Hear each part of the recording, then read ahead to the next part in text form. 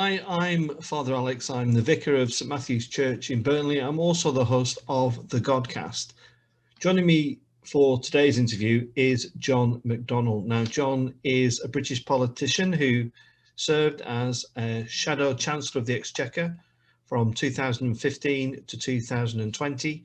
He's been a member of the Labour Party for many years, and he's been a member of Parliament for Hayes and Harlington since 1997. Alongside Jeremy Corbyn, John has been seen as a key figure on the left of the party, and following Corbyn's election as Labour leader in 2015, he appointed John as his Shadow Chancellor. Obviously, things didn't turn out too well for them, but today in this interview, we listen to John and we hear about his journey through, as a young guy, to becoming one of the most senior politicians in the country. So I do hope you enjoyed this interview now with John McDonnell. Well, I am delighted to say that joining me on the Godcast today is a politician who perhaps needs little introduction. John McDonnell is with me today. John is a British politician who served as Shadow Chancellor of the Exchequer from 2015 to 2020, and he's a member of the Labour Party and has been a member of Parliament for donkey's years, is perhaps the best way to describe it, John. John, it's great to welcome you on the Godcast. How are you? Very good. I'm very good. I'm busy, hectic, same as you, really, dealing with all the problems of COVID and goodness knows what else. But actually, what's wonderful, I think one of the things we've learned about each other over the last year or so especially is just how much we need each other, but actually how much we care for each other as well. And it's just, you come out of these things, there's been real tragedies in my community like everywhere else. But the thing about it, actually, I'm really optimistic because it's brought out the best in people as well, which has been wonderful. So no, at the moment, I'm really optimistic about where we're going. It's tough work at the moment for all of us, but no, it's great. I'm enjoying getting back in touch with people as well, just be able to physically see them as well. It's great. It's wonderful. Mind you, whether they want to physically see me, I don't know, but well, who knows, eh? John, where in the world are you? In Westminster today, or where are you? No, I'm working from home. I'm in my constituency, Hayes and Harlington. That's where I've lived the last 40 odd years. Hayes and Harlington, it's Heathrow Airport is in the constituency. So it's the town above Heathrow. Multicultural, working class community. I always used to say it's a bit like a northern town dropped on the edge of London. There's a real sense of community here. Every now and again, I do a conference on a local local history conference. And one year I did it as the history of Hayes as a migrant community. And basically it told the story of everyone comes here to work, that's the reality of it. And so there's a story of the last century and a bit of different waves of migrants coming. The Irish, my lot, basically came, big Irish community. Interesting enough, because we were on the railway line to Wales as well, there's quite a bit of a Welsh community that people came up via the railway, working on the railways as well, actually. We had a railway estate for railway workers.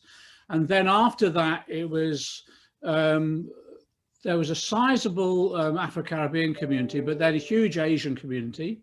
And then over the last 40 years, quite a number of different African groups, Somali community.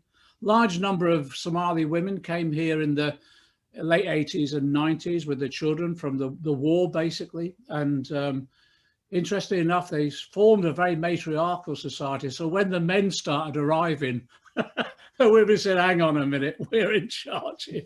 And then after that, we've got a Kurdish community. So different people have come here looking for work, but often looking for refuge as well. And, a huge Sikh community, Punjabi Sikh community. And we rub along together pretty well. It's been, it's been tough at times where people have tried to divide us, but actually it's quite a united community, which is wonderful. Nice. And all the different religious and community groups come together pretty well. Whenever there's a crisis in this community, like we've had over COVID, there's no hesitation in people coming together. Whenever I put out an appeal, it's amazing the sort of solidarity that you see. It's fantastic. Yeah, that's lovely to see. Yeah. But you're a Liverpool lad by birth. But I was reading you ended up in Great Yarmouth. What's your recollections of Great Yarmouth, the great British tourism seaside resort? No. What happened was that my dad is from Liverpool, and when he Second World War, he was in the army as a sergeant in the army. He was stationed in Norfolk, East Anglia, before he went to Germany, and he met my mum in East Anglia. So when he came back from the war, I didn't know they'd done this deal. My mum said, "I'm happy to go back to Liverpool, but eventually I want to go back to Norfolk." So after about 10 years in Liverpool, my brother and I were born. And then we went to Great Yarmouth, from where my mum came from. I thought we were going on holiday. I kept on saying, "When are we going back to Liverpool?" You know, that's why I feel so strong a Scouser, really. Anyway, we landed up in Great Yarmouth, where my mum came from, and on a town just outside Galston. We wound up in council prefab in Galston, and which my mum and dad swore by the council prefab. They thought it was the best accommodation we've ever been in. It was up until then. Then we owned a big council estate in Galston just outside, and it was a mixture of being at the seaside, but also a bit in the country as well. So I liked it. But Great Yarmouth now, it's quite going back there. I go back to the Norfolk Broads. I sail on the Broads. Going back there now, it's had some hard knocks as well. Coastal towns have had some real knocks over the years. You know, they've lost, Great Yarmouth lost the fishing, the tourism, they made up for it a bit, but not enough. They got a bit of work from North Sea oil, that's now gone. So they've had a rough time there. So it's quite high levels of deprivation in our coastal towns. Yeah. And that's great, John. And one thing that struck me, and I'm taking this information from Wikipedia, so it could be entirely fabricated, of course, but when you were a young guy, you actually contemplated joining the Roman Catholic priesthood. Is that correct? Yes, yeah. It was your classic Irish family, really. Interesting. My mum and dad. My dad born a Catholic into an Irish Catholic family in Liverpool. My mum was a convert. It's the usual thing then. You know, when you married a Catholic, you'd have to agree to bring up the children as Catholics, that sort of thing. And she became a Catholic. So we would go to Mass and Benedicts. I'd serve on the altar.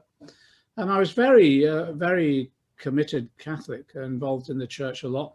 And then at the age of about 11, 12, they asked, you know, have you considered a vocation?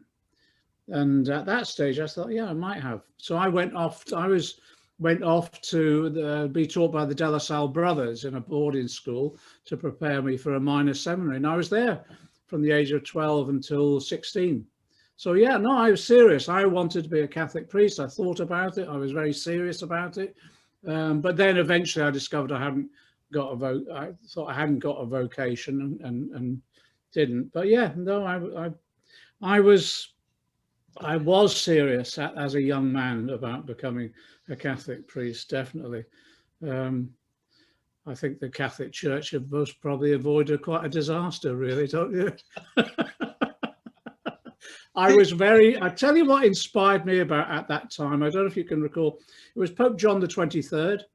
He was quite a radical pope, and he was a reforming pope. And at that point in time as well, you had this big movement of worker priests, particularly in Latin America, where they were about changing the world, tackling poverty and inequality. And it was a very politicized Catholicism at the time too, which I found as a young man, a youngster, very attractive at the time. Yeah. So did that give you the roots for the political interest? Did you, when you decided this wasn't going to be the priesthood? A bit. In my family, my dad was always active in the trade union movement. My dad was a Liverpool docker in Liverpool, and so active in the trade unions there. My mum was a cleaner, and then when we moved to Great Yarmouth, my dad became a bus driver, and he was always branch secretary of the Transport and General Workers Union branch, very active in that. And my mum worked behind the biscuit counter in British Home Store, so we lived off biscuits for quite a while. It was And anyway, so there was always politics spoken in the House, trade union politics, Labour Party politics. So there was always a political perspective, but also actually the Catholicism did as well. It was a form of political Catholicism in the sense of a mission to change the world, but to do that through organisation and that sense of solidarity. So all of those things came together that naturally got me interested in politics. Yeah. And just kind of wrapping up that bit about faith, is that something that stayed with you, or have you just parked it? Would you now say you're an agnostic, an atheist? Where's your position now, John? I think, to be honest, I think I'm an atheist. I can't. When you say you're agnostic, it sounds as though you keep the insurance policy there. But I think I've come to the conclusion I don't believe in there is a deity, but I respect religions. I deal with so many different religions in my constituency now. It's amazing how many are based upon the same core values and how that motivates people. And I respect that completely, really. And so on that basis, although I don't have faith myself, I respect those people that do have faith. And in some ways I try, in many ways, part of my role is about bringing people together and having that shared understanding. So I was one of the local Catholic priests is a young lad whose dad I used to know in the constituency years ago. I was saying to him at one point, I spend more time in churches and gurdwaras than mosques than all of you lot put together. But because that's the nature of our society, people do still orient themselves around the local religious group, you know, whether it's in the mosque or whether it's in the gurdwara for the Sikhs or for the Christians in their churches. And what I try to do is understand the world on the basis of how people interpret it through their religion as well. And I think that's quite important. Yeah. You know? This next question. I miss religion. Can I just say though, I do miss religion though. Yeah. I do. I'm an old-fashioned Catholic. I miss the old incense and the thurible going and the Latin, you know. It's what you're saying is just what I'm thinking, is because you said I'm an old-fashioned Roman Catholic. I wonder, even though you've declared yourself as this atheist, numerous Roman Catholics that I've spoken to have all had the same thread, which is once a Roman Catholic, always a Roman Catholic. so there is something, I think there is a thread running through you, John. No, I never deny my roots, because I think my values are based upon that history. Yeah. But I think that's given me something so important. I may not believe in a deity, but I believe in what was taught is so fundamental to us. You know, the whole concept of love and charity, and that being. I never deny my roots. In fact, I'm quite proud of them. The issue about whether there's a deity there is for me is neither here nor there. The issue is, what do you believe in, and what do you believe is that the core of humanity? And I got that from my religion, certainly, and I got that from the discussions, the political discussions around my socialism as well. All of us are in that mixtures.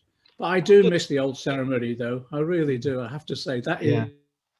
It's so interesting what you're saying. I'm going away from my notes here, but because I think, you know, I often say to people, even if you don't believe in a deity, then religion is a most wonderful subject to study, because it's, you know, that it's so open-ended, and there are so many and all its bad stuff and the things that have gone wrong for the church. There's some really great teachings in there, aren't there? But it's also, and that's why I never deny the heritage of it. It's built into us. You know, that for me in the Catholic Church, it was the learning of the catechism. You learn the catechism by rote, but then actually as you mature, then you realize that's the basis of a common understanding of shared values about how best to live your life.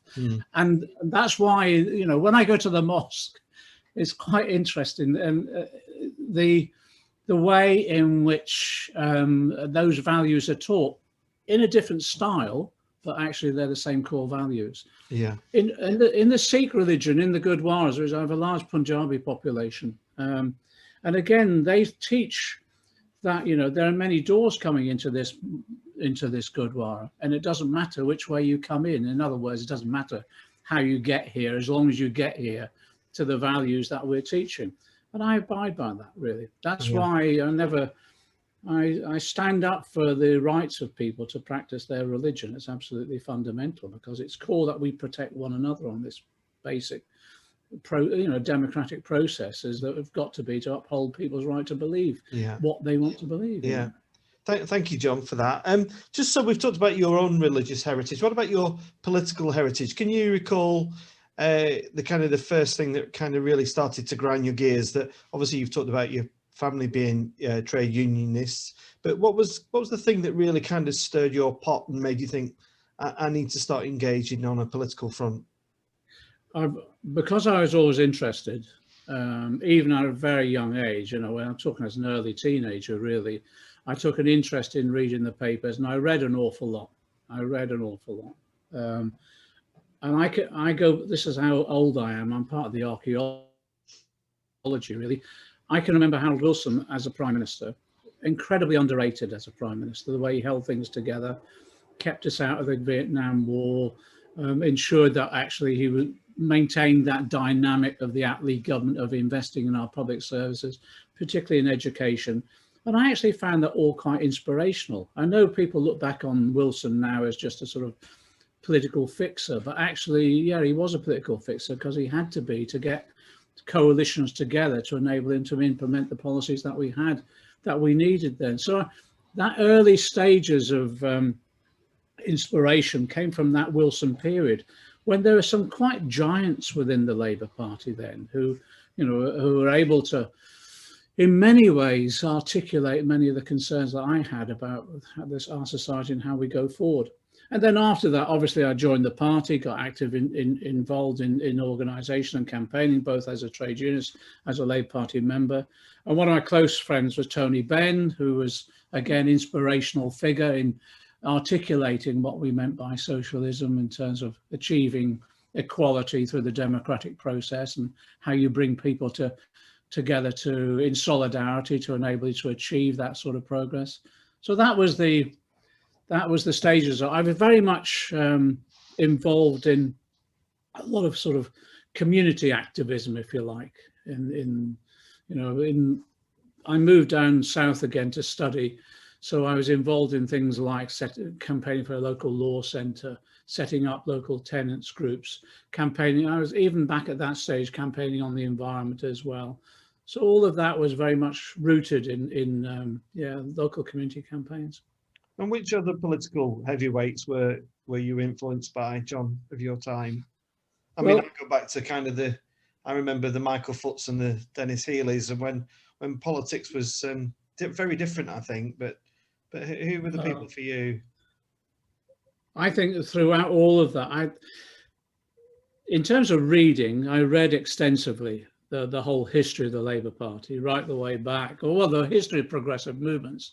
So right the way back, Robert Owen and cooperation. Then you move into that whole period of Chartism and the development of trade unionism. And if you look at some of the towering figures then, interestingly enough, also, I was interested in the development of how culture influences our politics. So William Morris, Ruskin, those people. And then, of course, you can't, and this, I get slated for this all the time, you can't understand the politics of our country or even the globe, really, unless you have an understanding of Marx as well. I can't think of anyone better to analysing how capitalism operates and its implications for society overall. And then onto that, you move into that period of the 20th century within our society itself. And there's a whole range of people who I've been inspired by, George Lansbury and his work in his community in East London, the developments of the politics of the Attlee government. If you look at the Attlee government itself and what it did, apart from Clem Attlee himself, a quiet but absolutely decisive leader. Alongside him, of course, Nye Bevan and his ways articulating not just the ideas of socialism, but implementing it by the foundation of the NHS. I've just been reading the biography of Hugh Dalton, who was the Chancellor of the Exchequer for the Labour government after the Second World War. Again, someone not really particularly well known, but who brilliantly administered the finances of a government to deliver us out of the depths of of the problems of the Second World War, post-Second World War period, to trying to achieve full employment, setting up our welfare state system in terms of social security, lifting people out of poverty. All of that reading of those heroes really, I think in many respects, laid the foundations then for what happened into the 60s, 70s and 80s. I had a lot of time for Michael Foot, but found that, and I had some dealings with him as a young man with regard to our own constituency on speaking engagements and things like that. But again, I felt his political analysis was fine, but actually his implementation of some of those ideas was lacking. And that's one of the lessons I thought we should learn for the future, so that when you develop your ideas, you've got to also have the practical policy program to be able to implement them as well. So all of those. John, can I ask if you afforded any time to read in people on the opposite view to yourself? And you're gonna. I don't mean to offend you when I ask you to pay compliments to the opposition, but also who were the people on the right of politics in the Conservative Party that you maybe didn't agree with, but respect enormously? I'm sure there must be a few people along the way. I read extensively, and throughout that period as well, looked at the ideas that they were developing purely and simply because I wanted to know what the opposition were thinking and how you would have to counter those arguments. Having respect, I don't disrespect, but I don't necessarily respect either. If you look at my period from the 1980s onwards, with the rise of Mrs. Thatcher and Thatcherism, and behind her you had people like Nicholas Ridley and others who were extremely right-wing. See, throughout the 80s, I believe our society suffered greatly, and a whole generation after that suffered greatly. And therefore, I've read what the right were writing and their views to understand where they were coming from, but I felt they were profoundly wrong. So the development of neoliberalism, the neoliberal economic policy largely from Thatcher onwards, I found not just profoundly wrong, but actually profoundly brutal in terms of the way it affected our society. So in that regard, I don't have that respect. I don't disrespect them, and I don't take politics on a personal basis at all. It's about policies, not personalities. But I have within me, I have to say, and I need to be completely honest with this, I have within me quite an anger about what went on over the last 40 years as a result of the policies that they advocated and the human suffering that they brought about, which I find actually unforgivable. That's why I'm motivated in the best way I possibly can to ensure that there is an alternative to what we've been through. And I look back on it as the levels to pursue an economic experiment with monetarism that when it then became neoliberalism, which affected so many people's lives with high levels of unemployment, cutting back of our public services, the undermining of our welfare state, and the social consequences that had, I have to say, I have found it unforgivable, and I've had to be honest with people about that. Mm.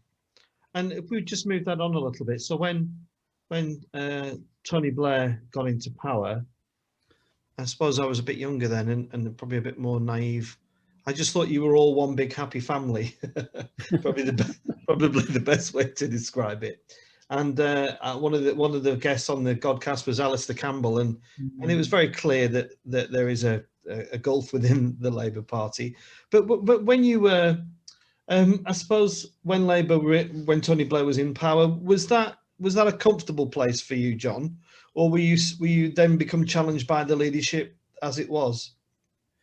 What happened was that I was a Labour candidate in '92, and I lost. It was a Conservative seat, Hayes then, and I failed to win by 54 votes.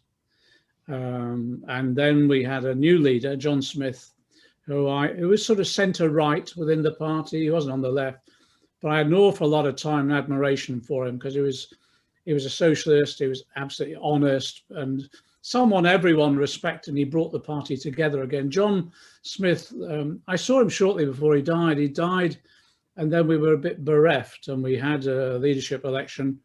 Everyone expected Gordon Brown to take over, but then the deal was done and Tony Blair won.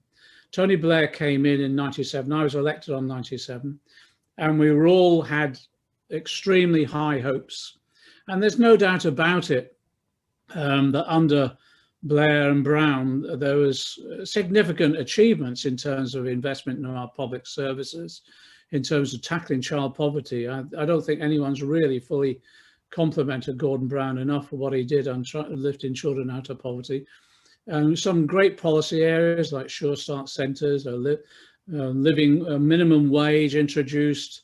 Those things I supported. But to be honest, from 97 onwards, I was on a number of issues. I was almost in permanent opposition to the Labour Party leadership. So things like I was opposed to privatisation. I was opposed to private finance initiatives and things like that that inserted the private sector into our public services. I wanted a much more fundamental, I suppose, redistributive taxation policy, which redistributes wealth in a greater proportion within our society. And I wanted more power to be passed over to working people as well, particularly at work through trade union rights. And then, of course, when it came to issues like tuition fees, I opposed the government. I opposed the Labour government then. I believe education is a gift from one generation to another, not a commodity to be bought and sold. So I opposed that. And I opposed the Iraq war fundamentally. I campaigned hard against the Iraq war, and I think it was a really appalling mistake. So I look back on those periods of thinking there's some great things that were done, but actually it was tarnished by some fundamental errors. Each year, I chaired the Socialist Campaign Group, which is the left group of MPs within Parliament, and I'd concentrate on economics. And each year I'd prepare an alternative budget to Gordon Brown's budget, which was more progressive, I felt. To give Gordon Brown his due, when I became Shadow Chancellor, we did a meeting together and I was introduced as the Shadow Chancellor, and Gordon Brown said he's always been the Shadow Chancellor. It's really kind of him and witty, but it's true. So yeah, it was uncomfortable in the sense of, you know, sometimes you had to vote against your own side. But I've always said on votes in Parliament and things like that, vote according to your principles, vote according to what you think is best for your constituency and your country, and in that way we get better decisions, I think. You know. Johnny, in Burnley, during that period, all our schools were demolished and rebuilt, and at the time it felt wonderful, but there seems to be a huge hangover from that now. I suppose I'm not sure where I'm going with this, but and then the Tories came in and said, "Well, there's no money left." Do you think that Labour government was a bit too generous with the purse strings? I mean, because we've got empty schools now in Burnley, these beautiful buildings that are now empty and idle. I just can't understand it. There's a number of things where you decide when you go into government what are the fundamental principles upon which you wish to govern and which you wish to develop society. And one of the fundamental principles of every Labour government is to have a fairer, more equal society. Socialism is about the achievement of equality through democracy. So every Labour government has at its heart trying to create this fairer, more equal society, but also more democratic. And part of that drive towards democracy is making sure people have the best education possible. So during that Labour period, under Blair and Brown, the investment in our public services shot up enormously, and it was needed because we'd gone through nearly 2 decades of Thatcherism, which had been cutting back on our welfare state and undermining our public services. So the NHS was in crisis in 1997 when Labour took over, so it needed investment. The same with education. I have to say, in education, in my constituency, Hayes and Harlington, we still had outside toilets and things like that in some of our schools, and they were crumbling buildings. There was a crumbling schools policy that we were countering. So all of that investment was essential. Sometimes you get that. Sometimes you get the individual policy decisions wrong, simple as that. Sometimes there's miscalculations on school populations for the future. That's inevitable. Where I think the biggest mistake was made was the introduction of the private finance initiative, where actually it's left us with a huge carryover of construction that took place, sometimes not the best, but often it was good, but too expensive. And it was too expensive because contractors and some companies, finance companies, were making vast profits. And I think the government, and therefore the taxpayer, was being ripped off.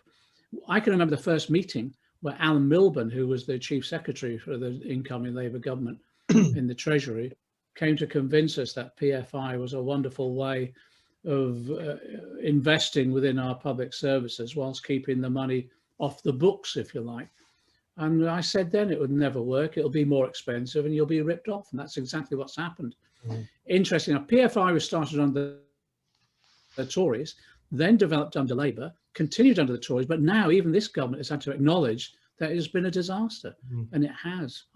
In my constituency, one of the first schools was a PFI because they forced it upon the governing body who didn't want it. So I think some of those mistakes were definitely made. But on the level of investment that was needed in our public services, no, I think that was needed. 2010, we had the crash, which was the banking crash, caused by greed and speculation within the city and in other financial centres across the world. And then what happened, that was used as the excuse to cut back on public expenditure. In fact, it's been a disaster. And we've had 11 years of austerity, whereby, well, let's take the NHS. When we went into the COVID crisis, there were 100,000 vacancies in the NHS. So no wonder we were nearly swamped by COVID at the time. And also what sometimes I get a bit angry. What's angered me about all that is that some of the lowest pay was in the NHS and in social care. And these are the people that should be properly valued, respected and properly paid. And I'm hoping that's going to be addressed now. Thanks, John. If we can move on to your relationship with Jeremy Corbyn, where did that begin, John? Where did you start building and forming strong connections with Jeremy? I can't remember the exact point, but what's happened way back in the late 70s, I'm meeting Jeremy on a number of occasions on different campaigns, often on demonstrations or picket lines or public meetings. And then in 1981, I was elected onto the Greater London Council and I became deputy leader to Ken Livingstone. Jeremy was a union activist at the time, an organiser, and then eventually went into Parliament. So we'd linked up as basically London campaigners, London trade union campaigners and community activists. And then when I was on the GLC, working with him on London-wide campaigns around housing and public transport. And actually, yeah, the environmental issues were coming up then as well. So I met him basically as a activist and campaigner. Okay. And I can only speak honestly. When Jeremy took over the leadership of the party with yourself, I sensed a real movement was something potentially big was building, and it was a narrow defeat, wasn't it, at the first general election, if I recall. And I thought, okay, well, this is going to be very interesting, and we're going to see where this goes. Mm-hmm. When it got to the next election, it all seemed to fall apart somewhat. I don't know if that's a fair assessment, John. No, it is. Yes, it is. What happened was that Jeremy gets elected in 2015. I'm his campaign manager. When Jeremy ran for the leadership, first of all, to get onto the ballot paper to stand for in the leadership election, you have to have a certain number of MPs nominate you. And on 2 occasions, I'd stood for the leadership. when Tony Blair and then on to Gordon Brown. And on both occasions, I was so popular, I couldn't even get on the ballot paper. That's how bad it was. So when Jeremy ran, I had to go around all these Labour MPs begging them to nominate him. And we got him on the, to everyone's surprise, we got him on the ballot paper. Funnily enough, we got him on the ballot paper 10 seconds before the close of nominations. It was that close. He gets on the ballot paper. No one expected him to win. I was working on the basis that if I could get about 25% of the Labour Party members voting for him, it would show the left had a sizable vote within the party, and we might be able to persuade whoever was leader to nominate some of the left into positions. But then what happened was we'd had 6 years of austerity, and people had had enough, and they wanted something different rather than just the same old in terms of everyone agreeing another round of cuts in our public services or wage restraint and issues like that. So Jeremy, when we launched the campaign, it was like a breath of fresh air. And then halfway through the leadership campaign, we suddenly woke up to the fact that Jeremy could win. And so then we had to put together a shadow cabinet fairly quickly. And Jeremy gets elected on an overwhelming result, to everyone's surprise. A lot of our campaign team had put money on he was 200 to 1 at the beginning. Some of the youngsters had put a couple of quid on a bet, and at the end of it, they had enough to go on a brilliant holiday.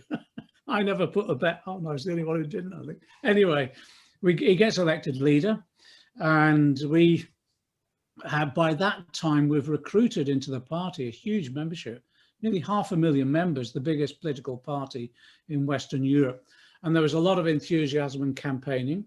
The Parliamentary Labour Party, which most of them weren't happy that Jeremy had won. So we literally every sort of couple of months, there'd be an attempted coup to get rid of him, which all added to the enjoyment and excitement of the occasion. We survived all that. And then we went into the 2017 election. Theresa May called it early. She said she wouldn't, but she did. And we just ran a straightforward anti-austerity campaign. We were going to end austerity. We put together a detailed manifesto. And for the first time in the history of political parties in this country, I costed the manifesto. So we had the manifesto, we had the costings, and it proved to be popular. It proved to be incredibly popular. And we came very close to being the largest party, if not an overall majority. We subsequently discovered there was allegations about some of our own party bureaucracy working against us, but we'd picked up such support, we were on quite a roll. Then what happened after 2017, two things really. One, self-criticism, is that we never maintained a clear narrative of what we were about. We had lots of policies, but no narrative welding them together about the sort of society we needed. But also then Brexit took over. It was just all Brexit. You couldn't have a conversation about anything on politically without Brexit intervening. So, and the issue for us is the strange thing in the Labour Party was that our membership, all the polling that we did, our membership and Labour supporters largely were about 70% in favour of Remain. Whereas in a lot of constituencies, quite a lot of a sizable vote, Labour vote, was in favour of Brexit. So we had this impossible position where we're having to try and hold together people who were Remainers, but at the same time trying to maintain our support amongst people who supported Brexit. And it proved to be impossible. And you couldn't beat a simple message like get the Brexit done. You couldn't beat that.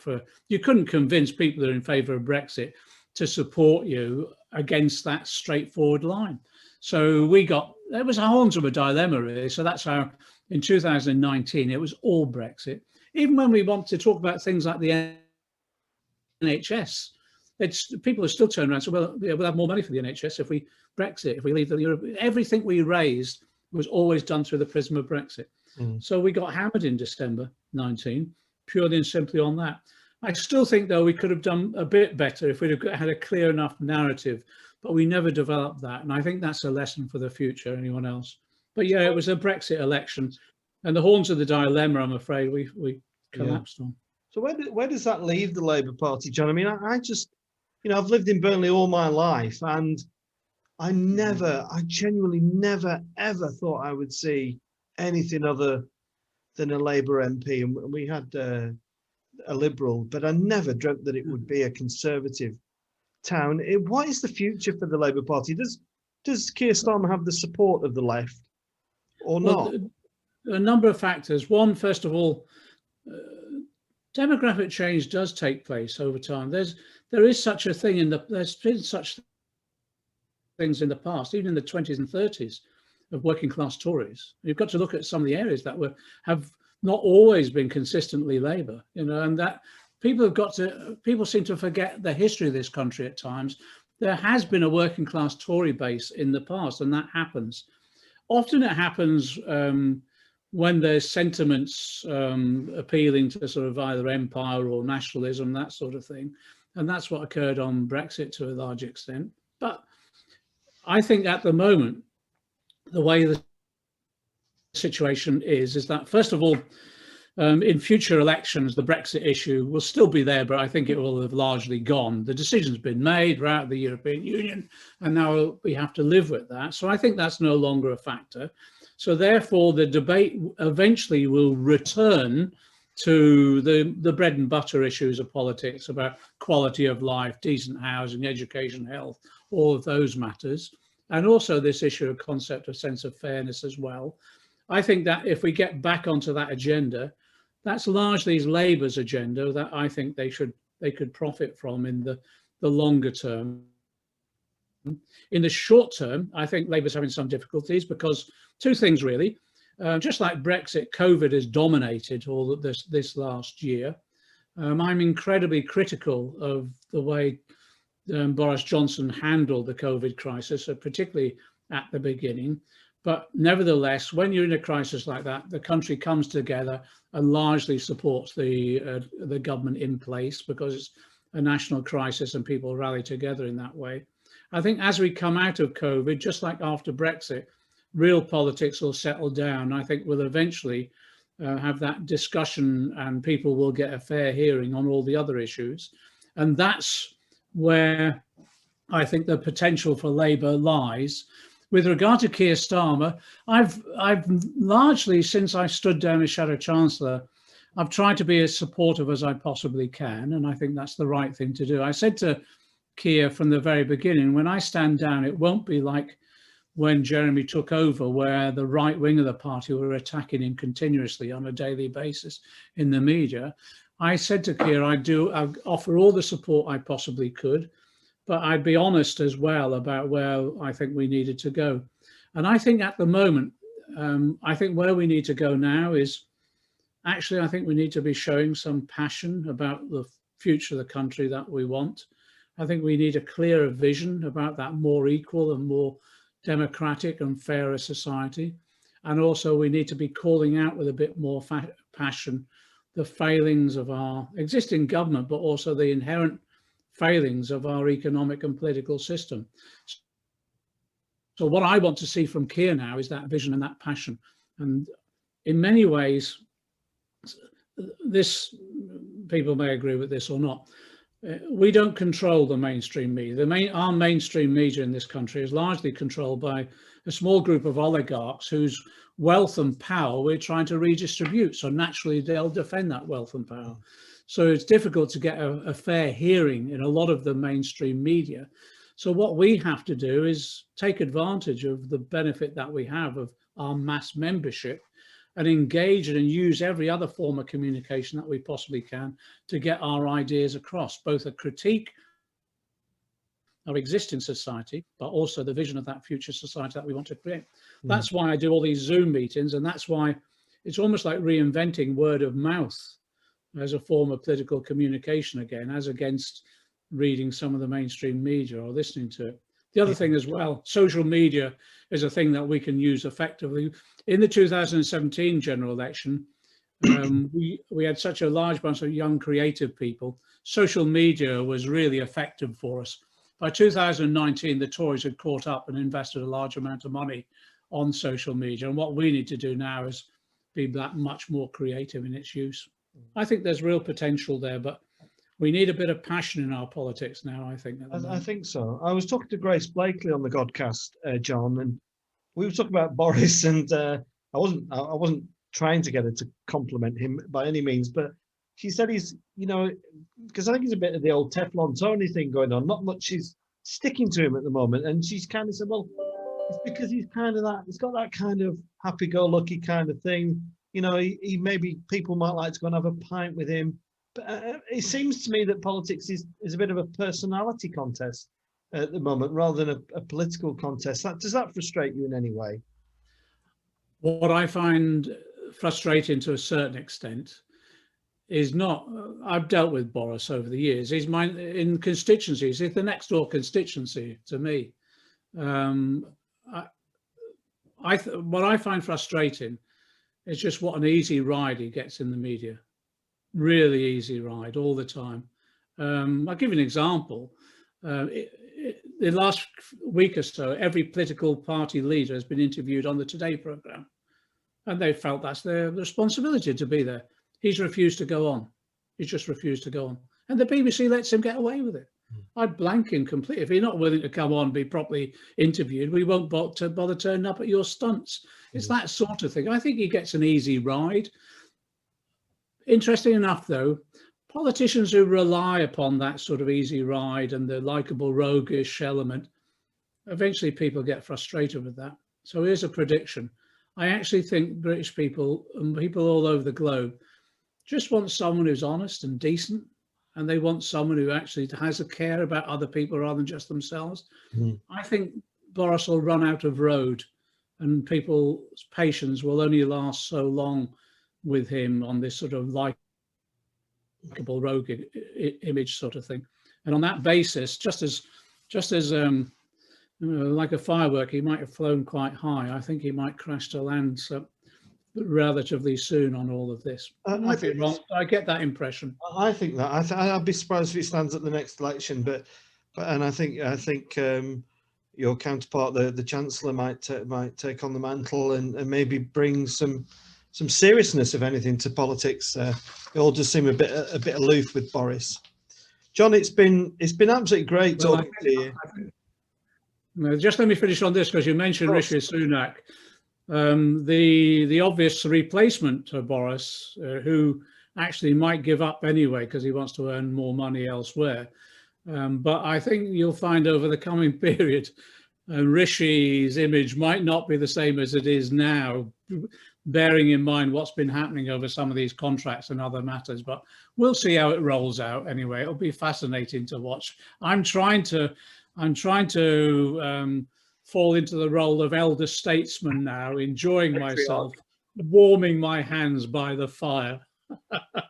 But do you know what, John? Do you know what I've really enjoyed about talking to you is your passion is undiminished, isn't it? You are still, the fire is very much burning in you. And whether people agree with you politically or not, I think what you said about what we need is a real passion for politics and social reform and education and the NHS. Because if we don't have that, we really are in a bit of a pickle, aren't we? Exactly. As long as there's a homeless person out there, as long as there's a child who has not been properly fed, as long as there's a threat to our environment that could wipe out the planet for the next generation, we've got to be passionate. We've got to be. I think many people will echo those sentiments. John, I've really, really enjoyed this, and it's been a privilege to meet you and to talk to you. And thanks for joining me on the Godcast. You know where we are. We're up in Burnley. I know it's a place you know, and we send our best wishes to you down the M1, M6, whichever is the quickest. And thanks for coming on the Godcast, John. Thanks very much. Been a pleasure, Alex. All the best. God bless. Right.